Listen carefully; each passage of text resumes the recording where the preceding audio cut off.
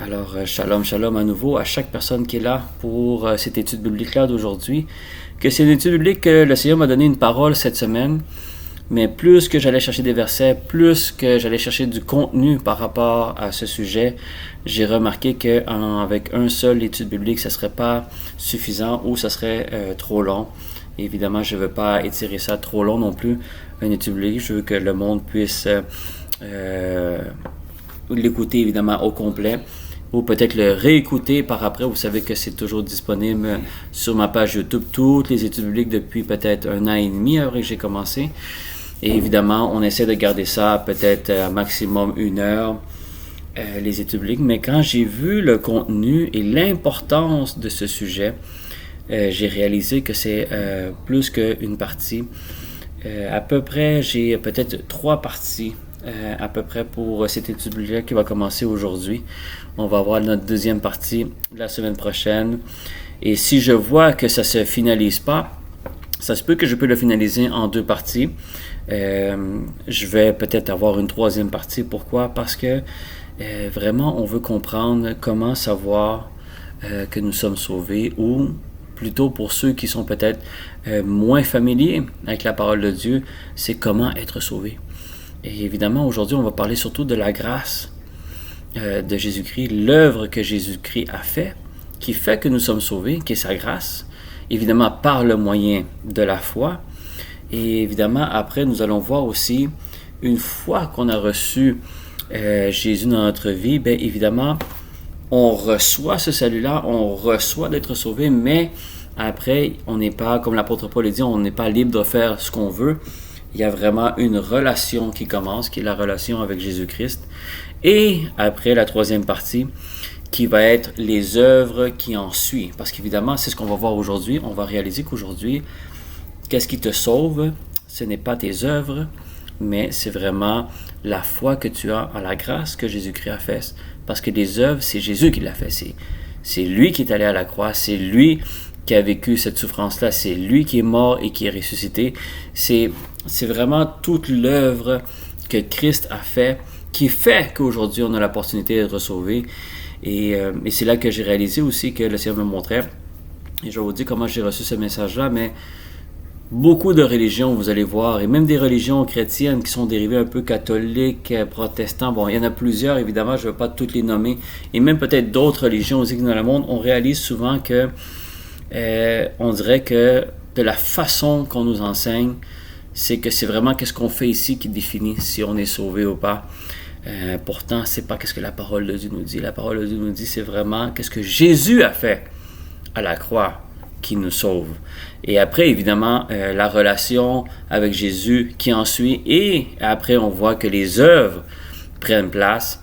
Mais on va réaliser qu'il y a beaucoup de personnes aussi qui font des œuvres, mais qui n'ont pas le salut, ou qui ont perdu le salut. Pourtant, ils font les œuvres, et c'est pour ça aussi qu'on va le voir peut-être dans la 2e ou 3e partie aussi. L'apôtre Paul parle aussi des œuvres et la foi. Mais aujourd'hui, on va vraiment voir, et je vais vous expliquer comment j'ai reçu ce message.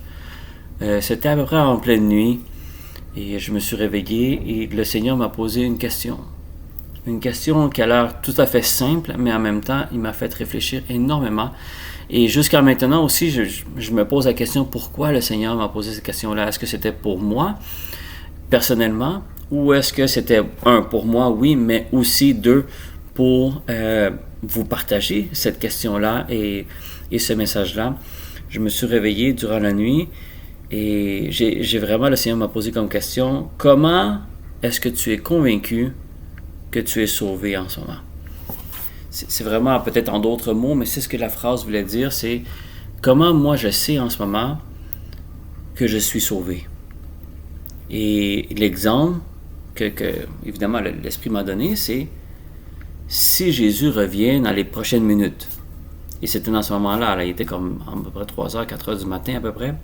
Si Jésus revient là dans les prochaines minutes, qu'est-ce que tu ressens?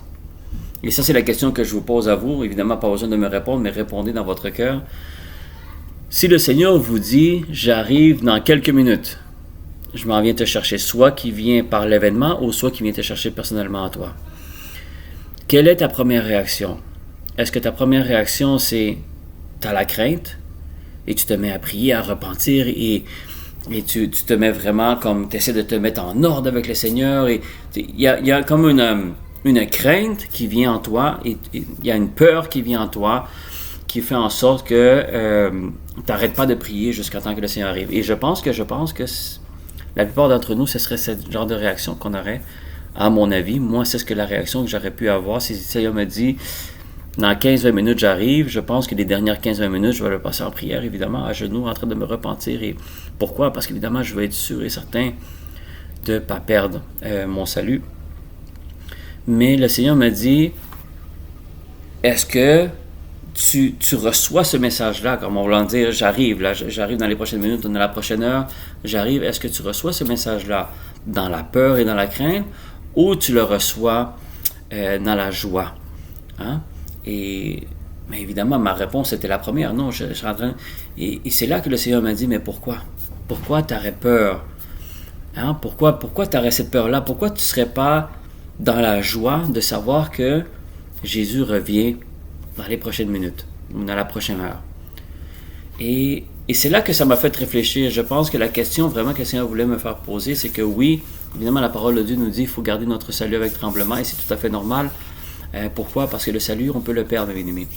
Un salut, c'est pas juste quand tu as donné ta vie au Seigneur, tu t'es fait baptiser et après, quelqu'un qui devient libre mais qui fait n'importe quoi ou qui vit comme un païen. Mais évidemment, cette personne-là, malheureusement, il peut perdre le salut. Mais le Seigneur m'a dit, comment est-ce que tu sais en ce moment, comment que tu es convaincu en ce moment que tu es sauvé? Comment tu sais que si le Seigneur te prévient maintenant qu'il revient, au lieu d'être dans la peur et dans la crainte, tu es dans la joie? Parce que tu sais que le Seigneur vient te chercher, parce que c'est ça que la parole de Dieu dit, c'est que quand le Seigneur va venir nous chercher, eh bien, on va passer l'éternité avec lui. Alors de quoi on doit avoir peur? Hein? C'est ce qu'on se dit. On dit, pourquoi je devrais avoir peur? Je dis, le Seigneur vient me chercher, mais en même temps, la parole de Dieu te dit, ça c'est dans Matthieu 7, et qui nous dit le Seigneur, c'est pas tout le monde qui m'appelle Seigneur, Seigneur, qui va hériter du royaume des cieux. Et Jésus nous enseigne beaucoup sur le royaume, et Jésus nous enseigne beaucoup sur l'enfer, et Seigneur Jésus nous enseigne beaucoup à comment, on pourrait dire, d'être sauvé, mais aussi le Seigneur nous enseigne beaucoup comment qu'on peut perdre notre salut, comment, évidemment, on peut donner des exemples par plusieurs. Hein. Quand il parle des 10 vierges avec l'huile, il y en a 5 qui ont gardé l'huile, les autres ont dépensé l'huile, le marin arrive. Vous voyez, c'est tous des exemples que le Seigneur nous montre que ces vierges-là avaient l'huile au début, ils avaient toute l'huile, ça veut dire que les 10 vierges étaient sauvées. Mais pourtant, à la fin de l'histoire, il y en a 5 qui sont sauvés, les autres 5, ils ont perdu le salut. Alors, c'est ça qui nous donne la crainte de savoir, est-ce que je suis toujours sauvé en ce moment? Et la question est, c'est pourquoi le Seigneur m'a posé cette question-là? C'est parce que, évidemment, la fin, on le sait, elle est proche, et même si la fin de l'événement n'est pas proche, ben nous, on ne sait pas c'est quelle journée que le Seigneur vient nous chercher. Il n'y a personne qui peut savoir, et on le sait, bien aimé, que c'est pas tous les chrétiens qui meurent rassasiés de jour, c'est pas tous les chrétiens qui vont vivre une vie paisible, sans souffrance et mourir à 80, 90 et même 100 ans. Non, bien aimé, il y a beaucoup de personnes qui étaient chrétiens qui sont morts très jeunes. Et évidemment, qui connaît les voies du Seigneur, mais on ne sait pas dans quel moment le Seigneur vient nous chercher. C'est pour ça que quand le Seigneur m'a posé cette question-là, ben c'est là que j'ai réalisé qu'il faut qu'à tous les jours, quelle que soit la journée, bien aimé, quel que soit notre âge, à tous les jours, il faut qu'on soit prêt à que le Seigneur peut venir nous chercher, soit par l'événement ou soit individuellement.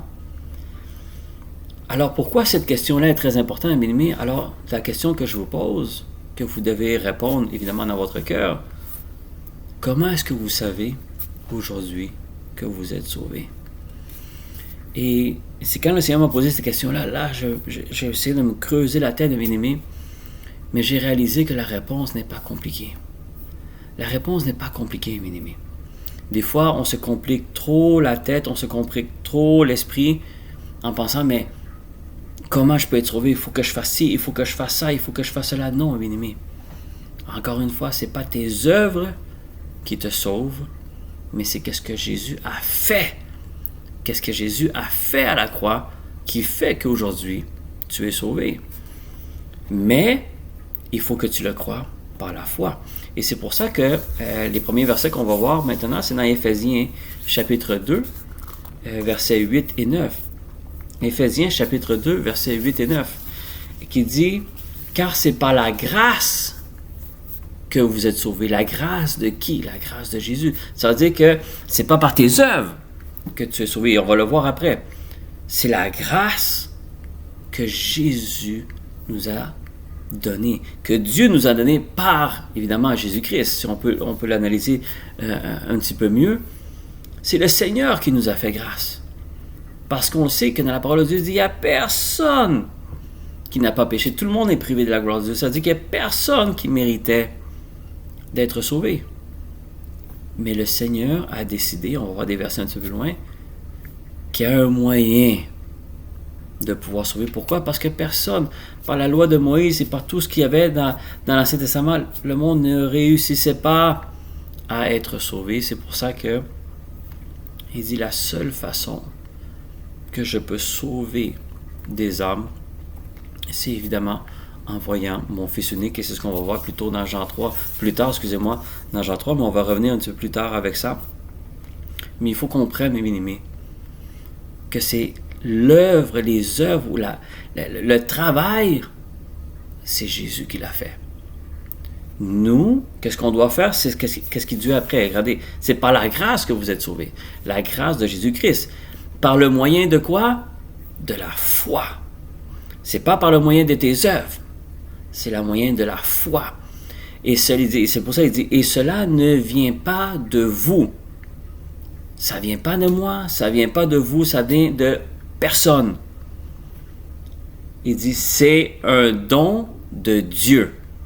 Ça veut dire que cette grâce-là ne vient que de Dieu.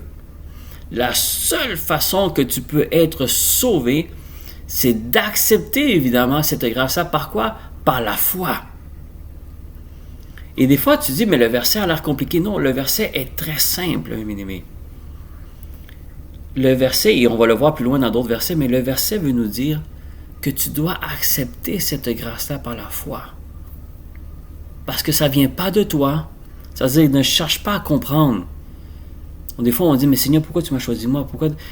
C'est normal de se poser ces questions-là. On se pose ces questions-là. Le Seigneur nous a donné une intelligence, il nous a donné le raisonnement. On veut analyser, on veut comprendre. Mais c'est quelque chose qui ne vient pas de nous.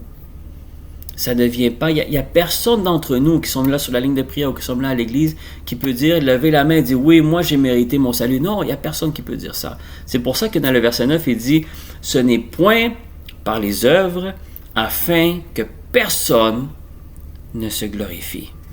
C'est ce que le verset 9 nous dit. Il n'y a personne qui, en d'autres mots, bien-aimé, il n'y a personne qui peut se vanter de dire « j'ai mérité mon salut ». Il n'y a personne. Il n'y a personne qui peut dire ça. Si aujourd'hui, tu es quelqu'un qui est sauvé, donne gloire à Dieu. Parce que ça ne vient pas de toi. Ça ne vient pas de Pasteur Ariel, ça ne vient pas de Apôtre Carline, ça ne vient pas de Pasteur Edson, ça ne vient pas de personne. Ça vient de Christ. C'est là que, évidemment, je n'avais pas le verset en tête, mais je connaissais le verset, mais évidemment, je ne pouvais pas dire, ah, c'est Éphésiens 2, versets 8 et 9, c'est après que j'ai trouvé le verset, mais c'est ce verset-là qui m'est venu à l'esprit. C'est comme si le Seigneur m'a dit, c'est pas plus compliqué que ça.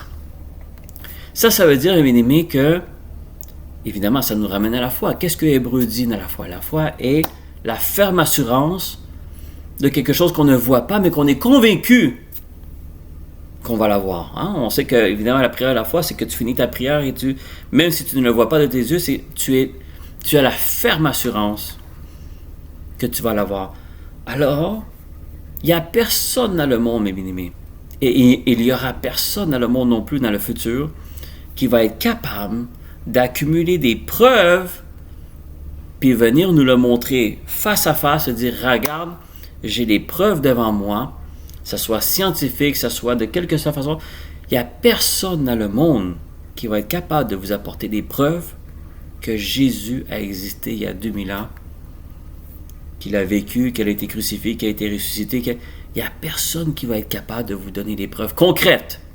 Il va y avoir des petits indices par-ci, par-là, des petits « Oh, mais regarde peut-être... » Mais savez quoi, mes bien-aimés, ça c'est la volonté de Dieu aussi. Pourquoi? Parce que ton salut, et mon salut, ça veut dire que notre salut, c'est uniquement par la foi. Ça veut dire que tu n'auras jamais, et le Seigneur va permettre que tu n'auras jamais de preuves concrètes devant toi que Jésus a existé il y a 2000 ans et qu'il a fait tout ce qu'il a fait, qui fait en sorte qu'aujourd'hui nous sommes sauvés. Mais bien aimé, ton salut, tu l'acceptes par la foi. Comme tu acceptes toute la parole de Dieu, c'est par la foi.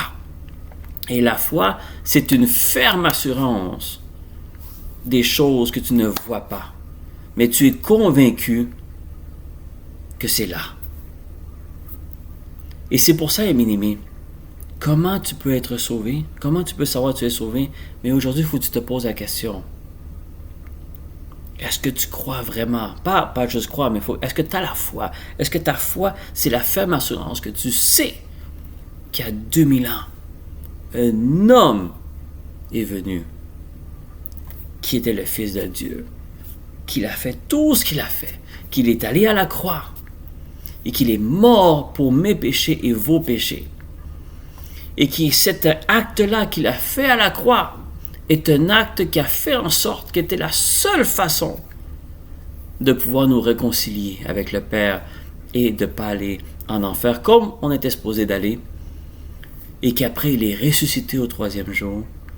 Et tout le reste qui vient. Est-ce que par la foi aujourd'hui, même si jamais je vais être capable de te donner une preuve scientifique, mais qu'il n'y a personne, il n'y a aucune personne dans le monde qui va pouvoir te changer d'idée dans ton cœur, mais bien aimé, la parole de Dieu nous dit, avec cette foi-là, tu es sauvé.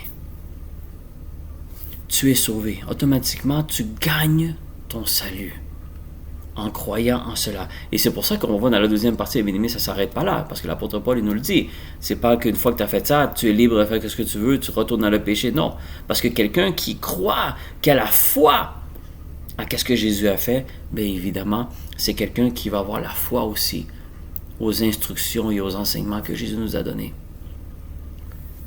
Mais pour être sauvé, bien aimé, des fois on se pose la question, si Jésus revient aujourd'hui, est-ce que je suis pris? Et là on se met à prier. Et des fois on a peur. Mais Seigneur, vous allez voir, bien aimé, après ces 2 ou 3 parties-là qu'on va voir, je souhaite évidemment de tout cœur qu'on n'a plus cette crainte-là. Parce que si tu as la crainte encore après ça, c'est parce que peut-être il y a quelque chose là-dedans qu'on ne respecte pas. Mais la première étape, c'est qu'il faut que tu comprennes une chose. C'est que ton salut, tu ne peux pas le mériter. Ton salut, tu ne peux pas le mériter. Ton salut vient de Jésus. Et c'est pour ça que dans Éphésiens, chapitre 1, verset 7, pour ceux qui prennent des notes, je le répète, Éphésiens 1, chapitre 7, en lui, évidemment en parlant de Jésus, nous avons la rédemption par son sang, la rémission des péchés selon la richesse de sa grâce. Alors, encore une fois, la seule façon, mes bien-aimés, qu'on peut être sauvé, c'est que nos péchés soient pardonnés, que nos péchés soient effacés. C'est la seule façon, parce qu'évidemment, si tu as péché, tu es privé de la gloire de Dieu. Si tu as péché, tu ne t'es pas repenti ou tu ne te repens pas, évidemment, on sait exactement où ce que tu t'en vas, c'est en enfer. Mais la seule façon que tes péchés peuvent être pardonnés, excusez-moi, c'est par la rédemption, par son sang, que Jésus, quand il est allé à la croix, qui a coulé à la croix de Golgotha, c'est ça qui nous sauve, mes bien-aimés. Encore une fois, c'est très important de comprendre ça et on va le voir plus loin. Pourquoi? C'est comme ça que tu gagnes ton salut. C'est pas plus compliqué que ça. Des fois, on pense que mais on doit faire ci, on doit faire ça. Non, bien-aimé. Parce que si tu te focuses à ce que toi tu fais et qui fait en sorte que qu'est-ce que tu fais fait en sorte que si tu as le salut ou pas, et bien-aimé, tu es en train d'effacer complètement qu'est-ce que Jésus a fait à la croix. Il n'y a aucune œuvre que tu peux faire dans ce monde qui fait en sorte que Dieu va dire « Ah, c'est beau, toi tu mérites Toi, pasteur Ariel, ok, c'est bon, tu as mérité ton salut parce que là, tu as fait tout ça. Oh, tu en as fait beaucoup. Non, bien-aimé, je pourrais faire toutes les bonnes œuvres possibles dans le monde.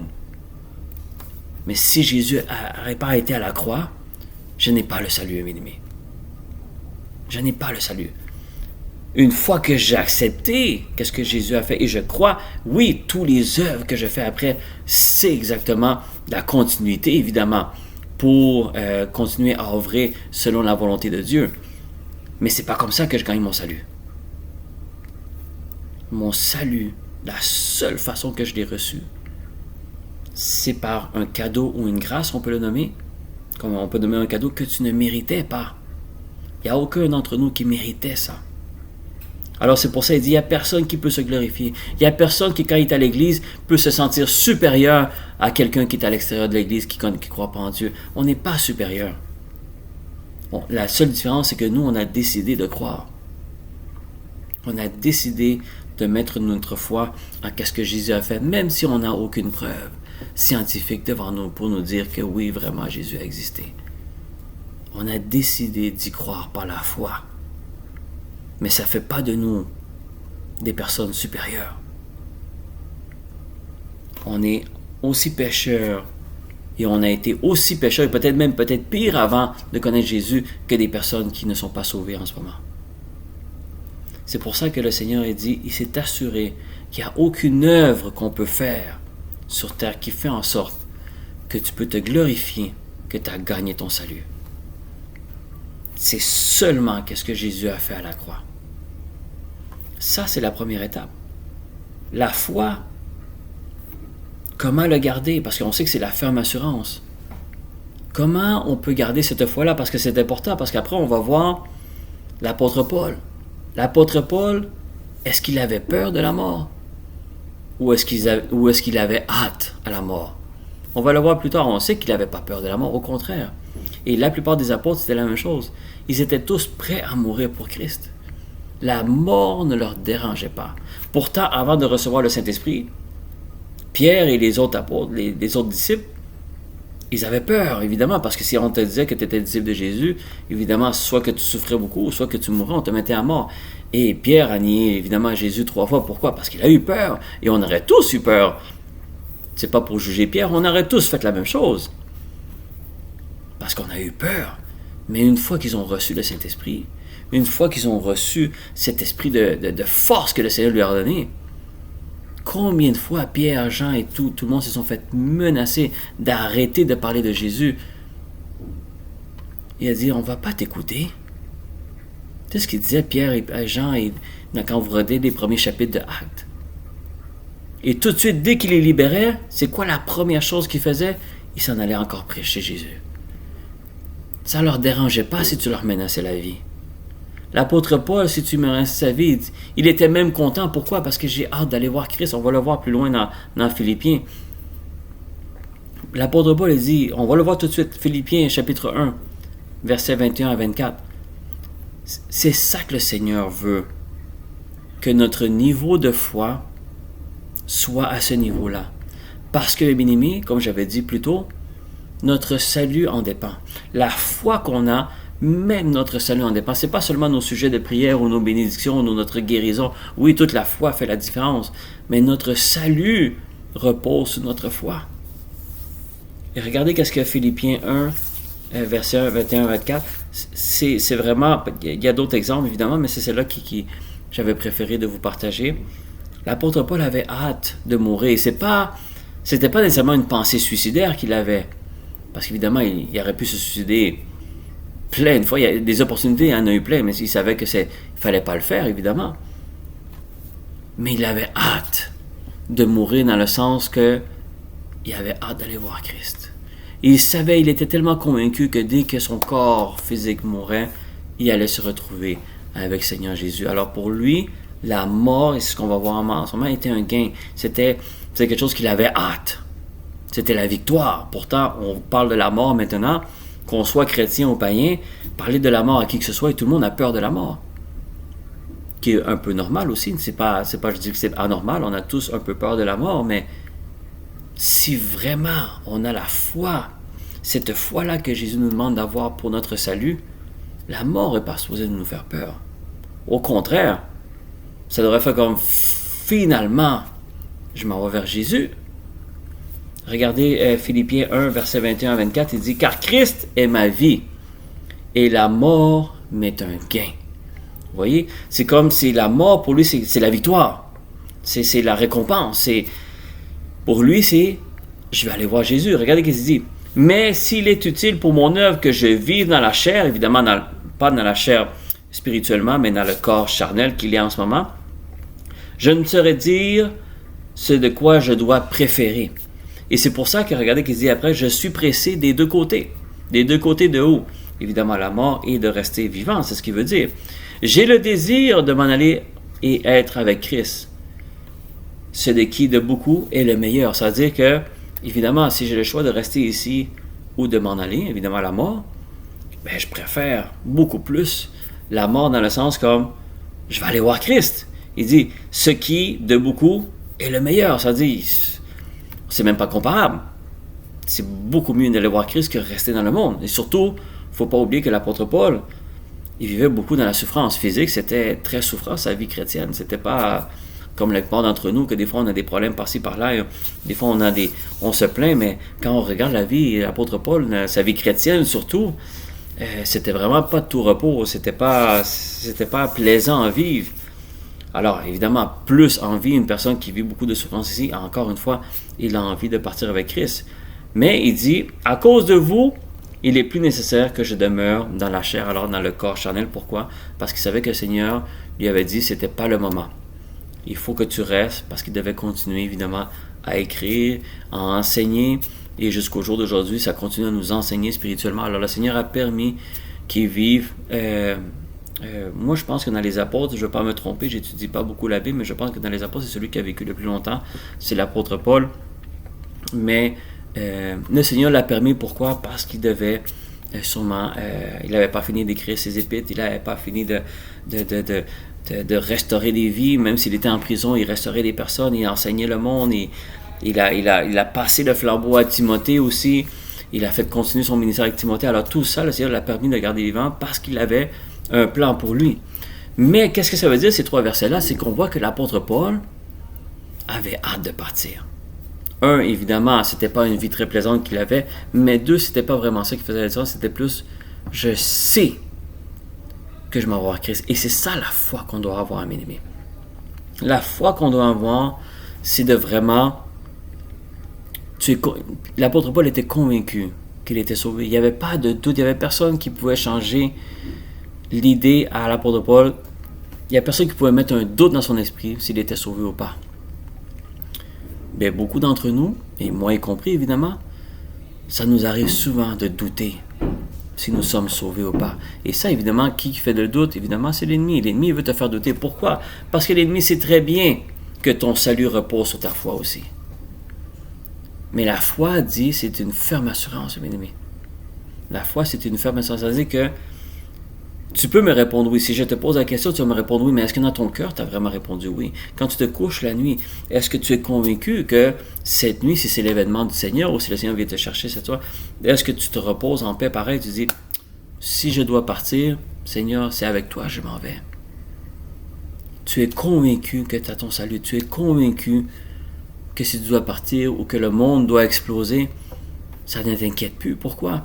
Parce que tu sais que c'est pas que tu souhaites que ça arrive, mais tu as comme un peu hâte que ça arrive dans le sens que je vais m'en aller avec Christ. Je m'en vais être avec le Seigneur pour l'éternité. Alors, le monde qui n'ont pas le Seigneur, par contre, ben c'est tout à fait normal qu'ils ont peur. Pourquoi? Un, parce qu'ils ne savent pas où est-ce qu'ils s'en vont. Ils ne connaissent pas c'est quoi qui arrive après la mort. Nous, on n'a pas plus de preuves non plus, mais on a par la foi, on y croit que de jour qu'on part, on va se retrouver avec Christ.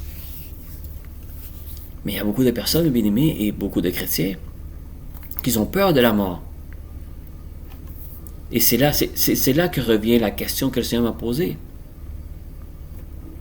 Comment tu sais en ce moment que si c'est aujourd'hui que le Seigneur vient te chercher, est-ce que tu aurais peur ou est-ce que tu serais dans la joie? dans la joie, dans le sens que tu es sauvé, oui, mais je suis sûr que la prochaine heure ou les prochaines minutes que tu vis, je suis convaincu que tu vas sûrement appeler beaucoup de personnes et t'assurer de sauver le maximum de personnes, mais c'est le genre de façon qu'on devrait réagir tout le temps parce qu'on ne sait pas c'est quand que ça va arriver. Et c'est pour ça que c'est important qu'on va voir dans la deuxième et troisième partie, c'est la relation qu'on a avec Jésus qui est importante aussi, parce qu'une fois qu'on reçoit notre salut, il faut avoir une relation avec Jésus. Et après, il y a les œuvres qui en suivent. Alors, c'est pas que les œuvres, il faut tout à fait les éliminer. Non. Les œuvres doivent être là. Les œuvres, quand tu as la foi à ce que Christ a fait et que tu as une relation avec lui, les œuvres viennent. Les fruits de cet arbre-là vont sortir. Ça va être des bons fruits qui vont sortir. Mais il faut comprendre aujourd'hui, bien aimé. Il ne faut pas comprendre, il ne faut pas penser non plus que tu n'as plus besoin de faire des œuvres. Non. Qu'est-ce que le Seigneur veut nous dire aujourd'hui? Que ton salut ne l'appuie pas sur qu'est-ce que tu œuvres, qu'est-ce que tu fais. C'est pas ça qui fait en sorte que tu es sauvé. C'est ta foi. C'est ta foi en quoi?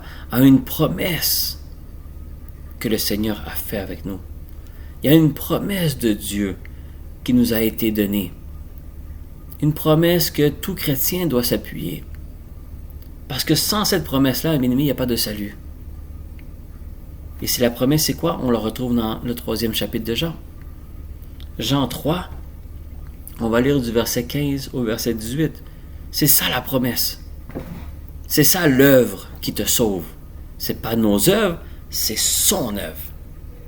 C'est ça qui nous sauve. C'est ça, c'est ce moyen-là et uniquement ce moyen-là que quelqu'un peut être sauvé. Il n'y a pas d'autres moyens. Il ne faut pas aller chercher d'autres moyens. Il n'y en a pas. C'est pour ça que Jésus dit, je suis le chemin et la vérité. Il n'y en a pas d'autres. Des chemins, il y en a des centaines. Il y en a qui sont plus larges encore. Il y en a qui, c'est pour ça qu'il dit, il y en a beaucoup qui vont y aller. Mais il y a un seul chemin qui te sauve. Cherche-en pas d'autres. Et essaie pas de le contourner pour voir si tu peux trouver un deuxième chemin. Non, il n'y en aura pas. Il y en a un seul. Et c'est ce qu'on va lire maintenant, Jean 3. Évidemment, Jean 3, 16, c'est le verset qu'on connaît très bien, mais on va lire à partir de 15, parce que le verset 15 est aussi important aussi. Parce que le verset 15 n'est pas long, mais regardez ce qu'il dit. « Afin que quiconque croit en lui ait la vie éternelle. » Alors, évidemment, il parle de lui, qui? De Jésus. Alors, ta foi, ta croyance, ta foi doit être uniquement à ce que Jésus a fait. Et après, évidemment, il y a le verset qu'on connaît très bien. « Car Dieu a tant aimé le monde qu'il a donné son Fils unique, afin que quiconque croit en lui ne périsse point. » Alors vous voyez, mais qu'il ait la vie éternelle. C'est ça, mes bien-aimés, c'est ça la promesse. C'est ça qui rejoint Éphésiens 2, verset 8. C'est ça, cette grâce-là qu'on doit accepter, nous, par la foi. Ce n'est pas les œuvres que nous allons faire qui fait en sorte que nous sommes sauvés. Non, c'est exactement qu'est-ce que le Seigneur nous a dit là. Il dit, le Seigneur a trouvé un moyen, évidemment parce qu'il nous aimait, de la façon qu'on ne périsse pas, mais qu'on ait la vie éternelle. Il y a un seul chemin, il y a un seul moyen, c'est de donner son Fils. Évidemment, là, c'est pas mentionné dans ces mots-là, mais nous, on connaît l'histoire, c'est d'amener son Fils unique à la croix mourir pour nous. C'est ça, mes bien-aimés, qui fait en sorte qu'aujourd'hui, tu peux dire que tu es sauvé. C'est une grâce. C'est pour ça qu'il dit, afin que quiconque croit en lui, quiconque croit à cette promesse-là, quiconque croit à le Fils de l'homme qui est venu et qui est allé à la croix et qui est ressuscité, quiconque qui croit en ça, qui met sa foi en ça, il ne peut pas périr, mais il va avoir la vie éternelle. Il ne peut pas périr. Si ta foi est bâtie sur ça, sur cette promesse-là, puis tu y crois, n'oubliez pas, la foi, c'est une ferme assurance. Tu crois à cela. Et que n'importe qui va venir te faire changer d'avis, ça ne t'affecte pour rien. Ta foi est inébranlable.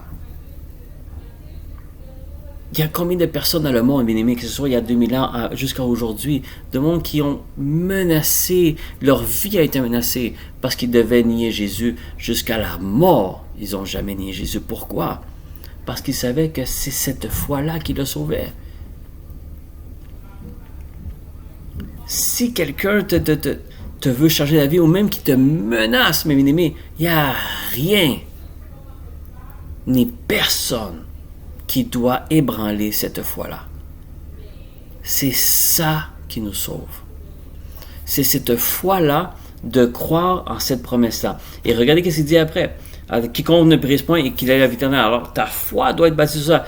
Dieu, en effet, n'a pas envoyé son Fils dans le monde pour qu'il juge le monde, mais pour que le monde soit sauvé par lui. Alors, mes amis, combien, encore une fois, des religions, puis même des religions chrétiennes aussi peuvent faire ça, combien qu'on est rapide à juger des personnes. Pourtant, Jésus n'est pas venu à ça. Il était sévère, il enseignait. Pourquoi? Parce que comme un père qui enseigne à son fils, des fois tu peux être sévère avec ton enfant, mais c'est parce que tu ne l'aimes pas. Au contraire, c'est parce que tu l'aimes. Tu ne veux pas qu'il se dévie à droite ni à gauche. Tu veux qu'il ait le droit chemin. Et pour ça, des fois, il faut que tu sois sévère. Il faut que tes enseignements soient stricts. Il faut que tes consignes soient strictes. Mais Jésus était strict, mais ce n'était pas parce qu'il ne l'aimait pas. Au contraire, c'est parce qu'il les aimait. Il voulait qu'ils comprennent le message. Il savait qu'il n'y avait pas tellement de temps pour enseigner son message. Mais le Seigneur n'était pas venu ici juger le monde. C'est pour ça que tout le monde était troublé quand il allait vers les prostituées, quand il allait vers les collecteurs de taxes. Tout le monde disait, regarde, si ton maître serait vraiment un prophète, il verrait quel genre de personne que ça. C'est pas qu'il aimait les pécheurs ou qu'il aimait le péché. Non, c'était pas ça. Mais c'est parce qu'il était venu apporter la parole. Il doit leur donner l'opportunité à tout le monde de pouvoir avoir cette opportunité-là d'être sauvé. Mais beaucoup de régions dans le monde, on est rapide à les juger. Mais Jésus n'est pas venu juger le monde. Il est venu dans le monde pour que le monde soit sauvé par lui. Évidemment, ça va arriver que tu vas te retrouver avec des personnes de bon droit. Pas parce que tu aimes le péché ou que tu approuves ce qu'ils font. Non, c'est parce que tu es là pour apporter le Seigneur. Tu es là pour apporter la bonne nouvelle. Il y a des mondes qui vont sûrement te pointer, vont dire « Ah, oh, regarde, j'ai vu Pasteur Ariel en train d'être avec des personnes de mauvaise voix ou le monde est en train de fumer la marijuana autour de lui. » Mais qu'est-ce que j'étais en train de faire là? C'était pas d'approuver ce qu'il faisait. J'étais en train de leur montrer qu'il y a une issue. Il y a quelqu'un qui, il y a 2000 ans, qui a fait ça. Tu as une opportunité, même si aujourd'hui tu es en train de prendre la drogue, tu as une opportunité de pouvoir tout lâcher ça et de pouvoir être sauvé. Mais pas par tes œuvres, sinon par les œuvres que Jésus a fait. De comprendre que Jésus n'est pas venu nous juger. Mais bien aimé, si Jésus serait venu nous juger, on serait tous coupables. Il n'y a aucun espoir. Et le verset 18, il dit, « Celui qui croit en lui n'est point jugé. » Celui qui croit en Jésus, celui qui a la foi en Jésus, celui qui a mis sa confiance en Jésus, tu ne peux pas être jugé parce que tu ne peux pas périr. Le Seigneur te pardonne tes péchés. Mais celui qui ne croit pas est déjà jugé parce qu'il n'a pas cru au nom du Fils unique de Dieu. Alors, mes amis, c'est ta foi à qu'est-ce que Jésus a fait qui fait en sorte que tu es sauvé ou pas. Si tu crois, pour ceux qui prennent les notes, souligner ces 3 versets-là. Je sais que la plupart ont souligné le verset 16, mais souligner du 15 à 18. Méditer sur ça. C'est là où est-ce que notre salut se base. C'est qu'est-ce que Jésus a fait. C'est une promesse que le Seigneur nous a donnée. Une solution, une issue, un chemin, une porte de sortie, un escapatoire de quelque chose que on méritait tous d'avoir cet état-là d'en faire un bien-aimé.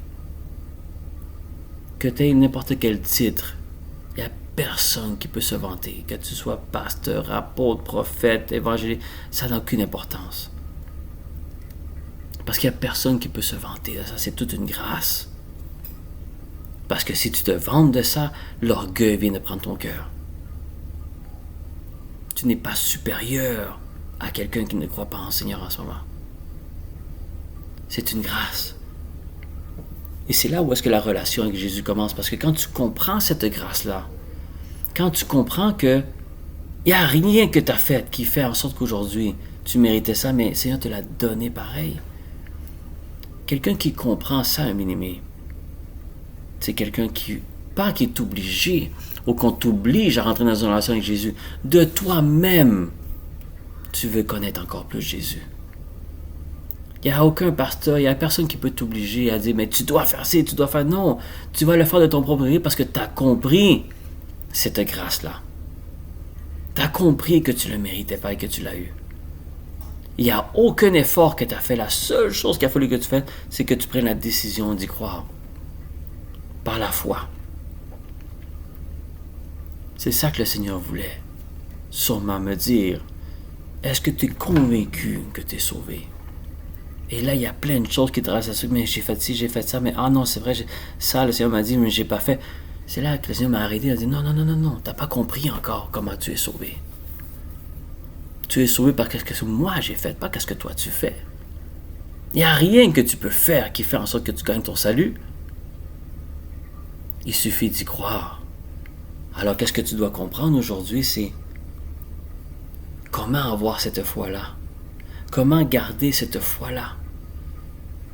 Comme j'avais dit plus tôt, hors étude biblique, toutes les tribulations qui arrivent dans le monde, la prière qu'on doit avoir en ce moment, c'est de garder ta foi. Ne prie pas pour que la guerre arrête ou pour que les tremblements de terre arrêtent. Non, bien-aimé, ça n'arrêtera pas. Jésus nous l'a dit. Ces choses-là doivent arriver. Qu'est-ce que tu dois prier en ce moment, par contre? C'est prier pour que ta foi ne soit pas ébranlée et que tu puisses avoir le courage et la force et tout ce que tu as besoin pour aller apporter l'Évangile à ceux qui en ont besoin. Parce que le temps est proche.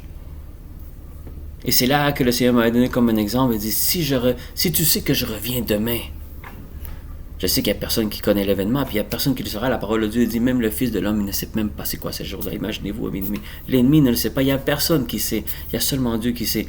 Mais, juste pour nous imaginer un portrait, si le Seigneur vient nous dire que demain, un exemple, demain à midi, c'est l'événement. Qu'est-ce qu'on fait à partir de maintenant jusqu'à demain midi et minuit? Je peux vous assurer que vous n'allez pas avoir beaucoup de minutes de sommeil. Vous allez être en train de prier, en train d'appeler des personnes, en train d'évangéliser, en train de porter la parole partout. C'est ce que tu... Alors c'est là que le Seigneur m'a dit, pourquoi tu ne le fais pas? Parce que ça se peut que ce soit demain, ça se peut que ce soit après-demain, ça se peut que ça soit... Tu ne sais pas, il n'y a personne qui sait. La foi, mes bien-aimés, qu'on doit avoir pour garder ce salut-là. Parce que si tu doutes aujourd'hui de ton salut, c'est parce que la foi qui te sauve, tu ne l'as pas. Et ça, c'est quelque chose qui est grave. Tu ne dois pas de douter si tu es sauvé ou pas aujourd'hui. Et ça nous arrive tous parce que l'ennemi, c'est ce qu'il fait. Il nous fait douter. Pourquoi? Parce que l'ennemi connaît la parole. L'ennemi sait exactement que si tu doutes, tu viens de perdre la foi. Et si tu as perdu la foi, mais tu as tout perdu. Même d'être sauvé, tu es perdu. Tu as perdu ton salut. Parce que ton salut, c'est la grâce que Jésus nous a donnée. C'est la grâce que Dieu nous a donnée. C'est les œuvres que Jésus a fait. Mais c'est notre foi de croire en cela sans aucune preuve quelconque. Mais juste y croire. Que le Seigneur, le seul moyen qu'il avait pour nous sauver, c'est d'envoyer son Fils unique. Et de faire tout ce qu'il a fait jusqu'à la croix. Il le ressuscite au troisième jour. Aujourd'hui, le Seigneur te pose la question, est-ce que tu y crois vraiment? Pas de tes lèvres, de ton cœur. Est-ce que tu y crois? Est-ce que tu es convaincu que si aujourd'hui il y a quelqu'un qui te menace pour que tu changes d'idée, est-ce que ça va t'ébranler? Ou est-ce qu'il n'y a personne dans ce monde qui va pouvoir enlever cette foi que tu as en Jésus-Christ? C'est cette foi-là qui sauve, mes amis. Le sujet de prière qu'on doit tous avoir, c'est de garder cette foi-là. Parce que vous voyez qu'est-ce que la parole de Dieu nous dit? C'est un don de Dieu. Il dit par le moyen de la foi, et cela ne vient pas de vous, c'est un don de Dieu. Dans Éphésiens 2, verset 8. Alors on peut demander au Seigneur qui nous donne la foi, qui nous garde cette foi-là. Mais le Seigneur nous a donné un moyen de garder cette foi. Il y a une façon de garder la foi, bien-aimé, de garder cette ferme assurance. Et que l'ennemi va nous faire douter à tous les jours, bien-aimés. C'est son travail. Et si nous, on serait à la place de l'ennemi, on ferait exactement la même chose que lui. C'est pour ça que pour vaincre l'ennemi, il faut connaître ton ennemi. Quand tu veux vaincre ton adversaire, il faut que tu connaisses ton adversaire. Ton adversaire sait que tout est par la foi. Même ton salut. Mais le Seigneur nous a donné, le Saint-Esprit a parlé à travers l'apôtre Paul. Il nous a donné la solution de comment garder ta foi. Et c'est ce qui va nous enchaîner pour la deuxième partie qu'on va voir la semaine prochaine. Une fois que tu acceptes Jésus, évidemment, par la foi, il y a une relation qui commence. Mais le plus important de tout, avant même de commencer cette relation-là, il faut que tu t'assures aujourd'hui que si on te parle de la mort, on te parle de l'événement du Seigneur, ça doit pas te faire peur. Au contraire, tu dois peut-être même sentir des papillons à l'intérieur de toi. Oh my God, je vais aller voir le Seigneur bientôt. Il faut qu'on arrive à ce niveau-là de foi. Et comment avoir cette foi-là, mes amis? Et un verset qu'on connaît très bien, Romains 10, verset 17. Romains 10, verset 17, mes amis, c'est peut-être un des meilleurs versets. Il y en a d'autres, évidemment. Il y a un des meilleurs versets que j'aime beaucoup, moi, personnellement, qui nous parle comment garder la foi. Ainsi, la foi vient de ce qu'on entend. Et ce qu'on entend vient de la parole de Christ. Et pour ceux qui ont la parole de Dieu avec vous, qui vous lisez ce verset-là, regardez comme il faut, comment ce verset-là est fini. Il parle de la parole de Christ. Pas la parole de Dieu, la parole de Christ. Et ça, je l'avais déjà mentionné dans une étude biblique quand on parlait de la foi. Mais c'est très important de comprendre ça. Pourquoi le Saint-Esprit n'a pas dit la parole de Dieu, mais il dit la parole de Christ? Parce que la foi que tu dois avoir, c'est qu'est-ce que Jésus a fait. Parce que la seule façon d'être sauvé, c'est par l'acte que Jésus a fait à la croix. Ce n'est pas tous les autres miracles qu'on voit dans la Bible. Il y en a des milliers de miracles qui se trouvent. Mais il y en a juste un acte dans la parole de Dieu qui fait en sorte qu'aujourd'hui, tu as l'opportunité d'être sauvé. Et ça, c'est la croix. Il n'y en a pas d'autre. C'est la croix. Que Jésus est allé à la croix pour nous. Alors c'est pour ça que la foi qu'on doit avoir, c'est dans la parole de Christ.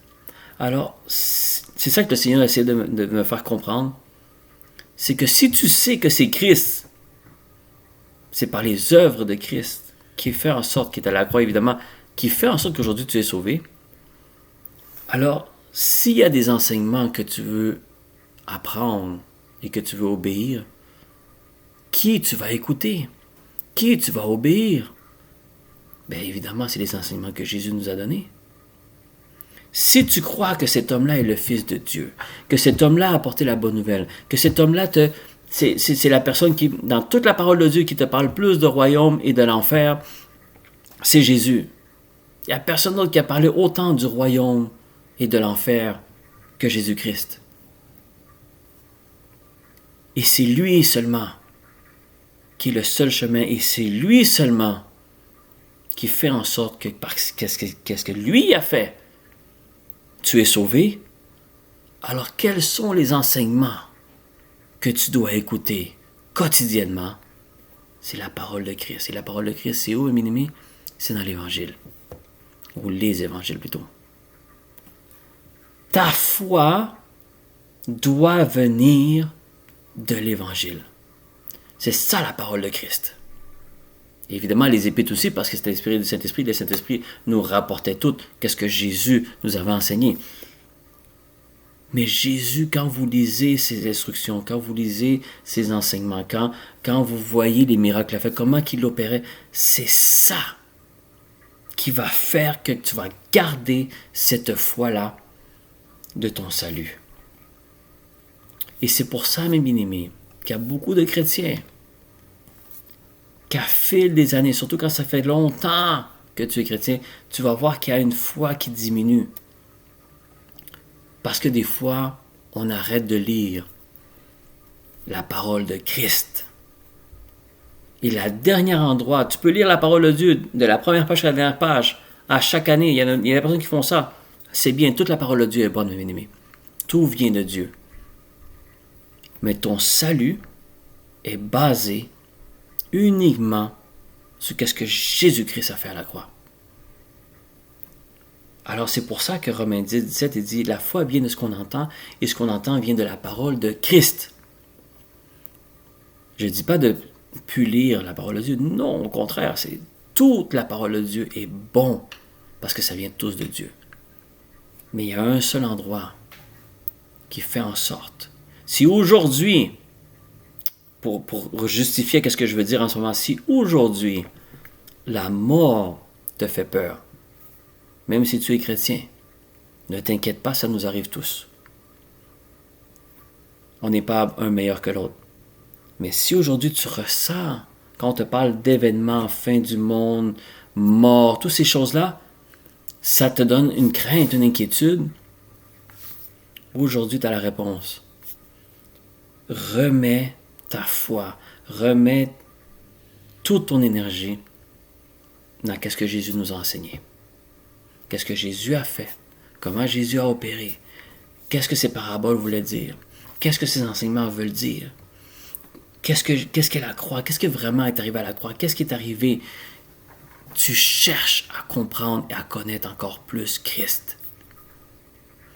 Et c'est comme ça, en étudiant, en méditant les évangiles, les 4 évangiles, que ce soit Matthieu, Jean, Luc, même Marc, c'est ça la parole de Christ. Et après, évidemment, les épîtres de l'apôtre Paul et de Jacques et de tous ceux qui ont écrit. Mes bien-aimés, c'est ça, c'est là qu'on doit mettre toute notre énergie. C'est dans l'Évangile. Parce que c'est là qu'il y a les enseignements de Christ. C'est là qu'il y a les instructions de Christ. C'est là où est-ce qu'il y a les commandements de Christ. C'est là où est-ce que ton salut est bâti, ou plutôt la foi de ton salut est bâtie sur qu'est-ce que Jésus a fait. Et c'est ça, mes amis, de comprendre l'Évangile, de vouloir, et ça va nous amener évidemment à la deuxième partie la semaine prochaine, la relation que tu dois rentrer avec Jésus. Quel genre de relation? Parce que dans Matthieu 7, il nous le dit, c'est pas tout le monde qui m'appelle Seigneur, Seigneur qui rentre dans le royaume des cieux. Il y a des personnes qui vont avoir prophétisé à mon nom, chassé des démons, et le Seigneur Jésus l'a dit, je ne vous connais pas. Alors encore une fois, c'est une autre preuve que les œuvres, c'est pas ça qui te sauve. C'est pas les œuvres, c'est pas parce qu'il y a des miracles qui s'opèrent à travers toi qu'automatiquement tu es sauvé. Non, la seule façon pour que tu es sauvé, c'est qu'est-ce que Christ a fait à la croix. Mais on va comprendre plus, c'est quoi avoir vraiment une relation avec Jésus. Parce qu'une fois que ta foi se bâtit là, tu rentres dans une relation avec lui. Et je vais trouver le verset pour vous, quand dans les Épîtres, il nous dit que un ne va pas sans l'autre. Il y a la foi, il y a les œuvres, et on voit les œuvres avec la foi. Il nous explique tout ça. Les œuvres doivent être accompagnées, c'est sûr. Les œuvres, il ne faut pas les éliminer. Aujourd'hui, je voulais juste qu'on comprenne, et c'est ce que le Seigneur m'a fait comprendre, c'est pas tes œuvres qui te sauvent. C'est ce que Jésus a fait à la croix. Et ta foi, ta ferme assurance doit être sur ça. Et aujourd'hui, plus que jamais, surtout dans les temps qu'on vit en ce moment, bien aimés, on doit avoir tout notre focus sur ce que Jésus nous a enseigné. Très important. Parce que Jésus nous montrait tous les ruses de l'ennemi, comment éviter l'enfer, comment gagner le royaume. Il nous a tout montré. On n'aura pas d'excuses quand on va se retrouver face à face avec lui. Mais ta foi, oui, tu peux prier pour ta foi, c'est bien. Mais lis les évangiles, étudie les évangiles, demande au Saint-Esprit de t'aider à comprendre l'évangile. Et ta foi, tu l'as bâtie sur ça.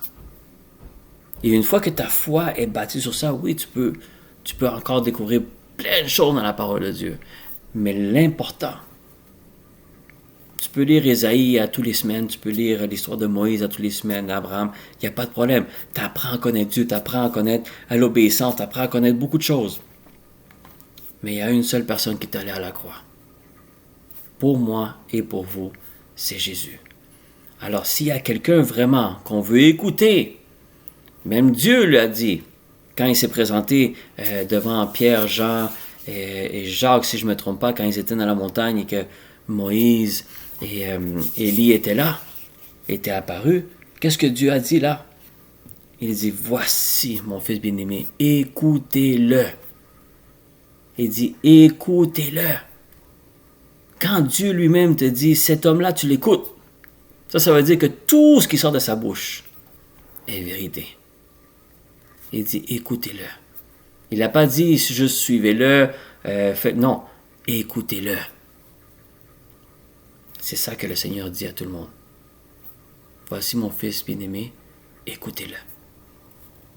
Ça veut dire que la vérité sort de la bouche de Jésus. Alors si on sait que Dieu lui-même nous dit c'est Jésus qu'on doit écouter, mes bien-aimés, il faut comprendre les instructions, les enseignements que Jésus nous a donnés. Parce que notre salut est basé sur ça, sur ce que Jésus a fait. Et c'est pour ça que la foi doit être dans la parole de Christ. Encore une fois, si vous avez ce verset-là, soulignez-le. Et si vous pouvez souligner surtout le verset, mais souligner la fin, parole de Christ.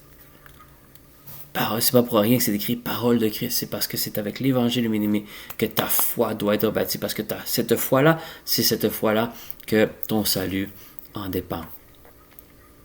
Alors, c'est ça la parole que le Seigneur m'avait donnée cette semaine à vous partager. Je vous dirais pas que ça m'a fait réfléchir au début. Là, en ce moment, je me sens à l'aise parce que ça fait quelques jours que le Seigneur m'a donné, alors j'ai pu comprendre un peu plus. Mais quand le Seigneur m'a posé cette question-là en plein milieu de la nuit, je vous dirais pas que ça m'a pas ébranlé. Parce que je me dis, pourquoi le Seigneur me pose cette question-là? Est-ce que je suis dans la mauvaise voie? Et c'est sûr que le Seigneur va venir nous parler plus que le temps approche, plus qu'il va nous parler, c'est normal, parce que le Seigneur ne veut pas qu'on se dévie du chemin. Et plus que le temps approche, plus que c'est facile de se dévier du chemin. Mais le Seigneur voulait vraiment nous faire comprendre. Est-ce que tu es convaincu que tu es sauvé en ce moment? Parfait. Comment tu sais que tu es sauvé? Voici les versets, ça te le dit. Comment être sauvé? Et après, je vous invite la semaine prochaine pour qu'on puisse continuer cette étude biblique, parce qu'une fois qu'on rentre dans cette foi-là avec le Seigneur, bien évidemment, la relation avec lui commence aussi. Une relation qui est merveilleuse. Et plus qu'on rentre dans cette relation avec lui, bien, plus pour l'ennemi, c'est difficile de nous faire douter de l'amour de Jésus envers nous. Pourquoi? Parce qu'on a une relation quotidienne avec lui. Alors c'est pour ça que c'est très important de ne pas s'éloigner de la parole, même si nous avons cru en Jésus, même si nous sommes fait baptiser. Mais il faut toujours s'assurer que cette foi-là soit là, bien aimé. On ne sait jamais la journée que le Seigneur va venir nous chercher. Alors je demande que le Seigneur vous bénisse abondamment. Et encore une fois, je vous invite la semaine prochaine à la deuxième partie, qui est avoir une relation avec Jésus. Amen. Soyez bénis. Shalom à tous.